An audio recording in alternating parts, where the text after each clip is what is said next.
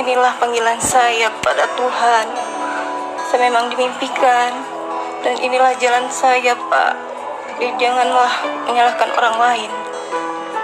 Dan keluarga saya, Fitri minta maaf, Mak, Abang, Kakak, semuanya. Inilah udah jalan Fitri, Mah. Janganlah menuduhkan orang lain, menfitnah. Fitri tidak suka itu. Semoga Mama buka pintu hati Mama ya.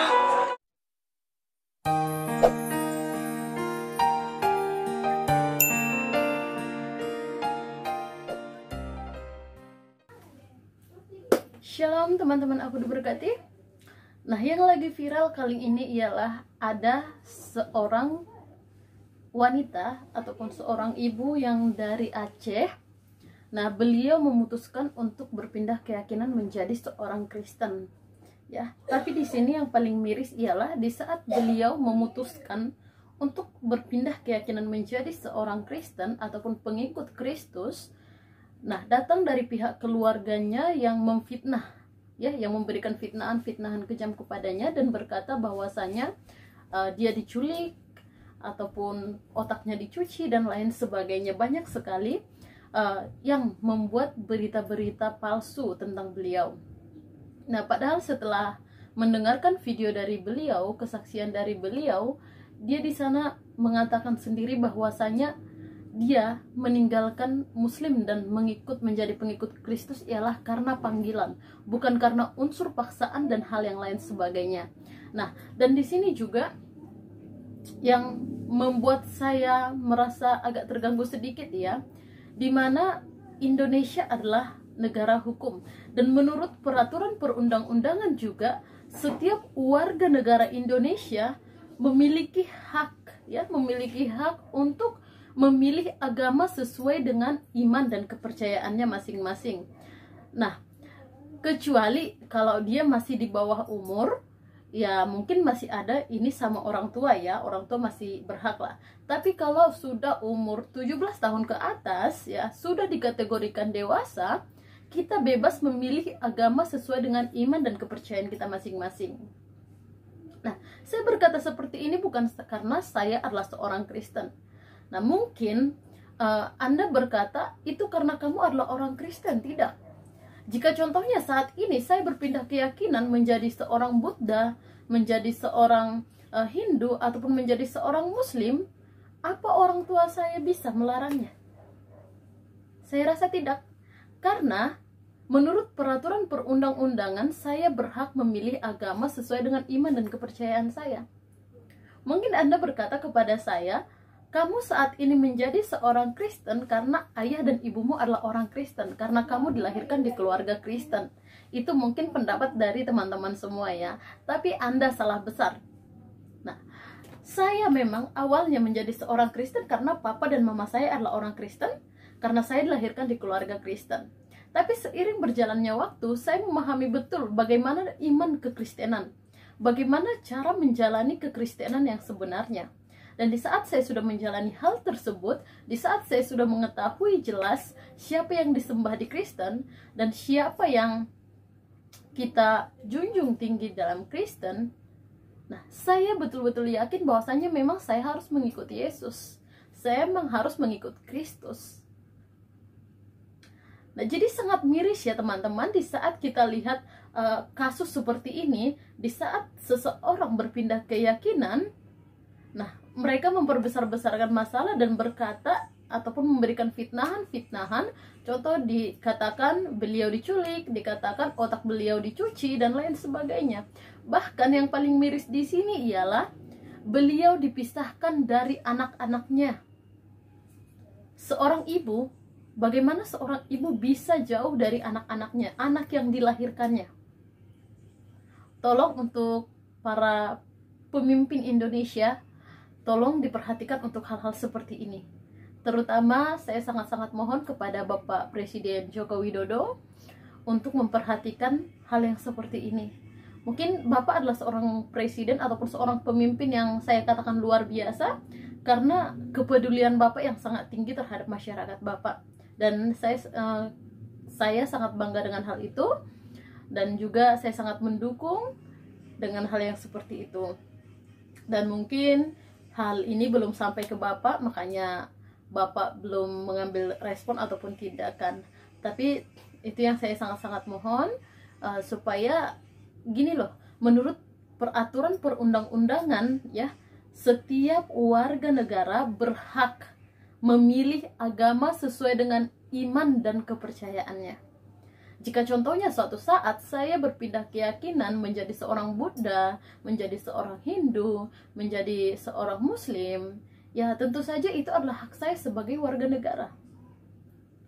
Nah, karena di Indonesia ini ada beberapa agama yang dipercayai. Nah, jadi nggak akan ada orang yang berhak untuk menyuruh saya ke suatu agama ataupun memaksa saya untuk masuk ke agama lain. Contoh, jika saya orang Kristen, tidak ada orang lain yang berhak memaksa saya menjadi masuk ke agama Buddha. Tidak ada orang lain yang berhak memaksa saya untuk percaya atau berkeyakinan tentang agama Hindu dan yang lain sebagainya. Nah, jadi buat teman-teman semua ya yang masih penasaran, mungkin selama ini berpikir, mungkin memang betul dia diculik, dicuci otaknya atau bagaimana, kita dengarkan dulu video ini langsung dari Ibu Fitrinya sendiri. Oke, kita dengarkan videonya dulu. Selamat sore dan selamat sejahtera. Salam semuanya yang di Aceh atau di seluruh dunia. Saya ini yang bernama Cik Fitri Handayani, yang dinyatakan, yang diviralkan oleh keluarga saya diculik. Semua itu tidak benar, dan itu semua keinginan saya. Tidak ada unsur paksaan. Bahkan anak-anak saya diambil sekarang sama keluarga saya dan keluarga mantan suami saya.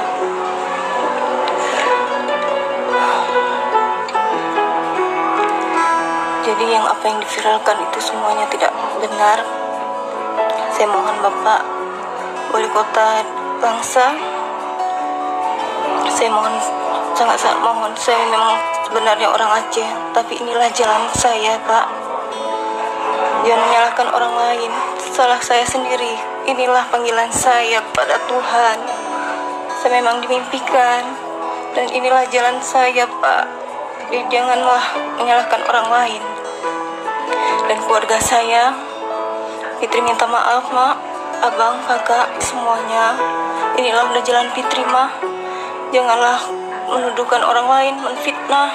Fitri tidak suka itu. Semoga Mama buka pintu hati Mama ya. Dan jangan pernah tidak tahu bilang apa lagi, Mah.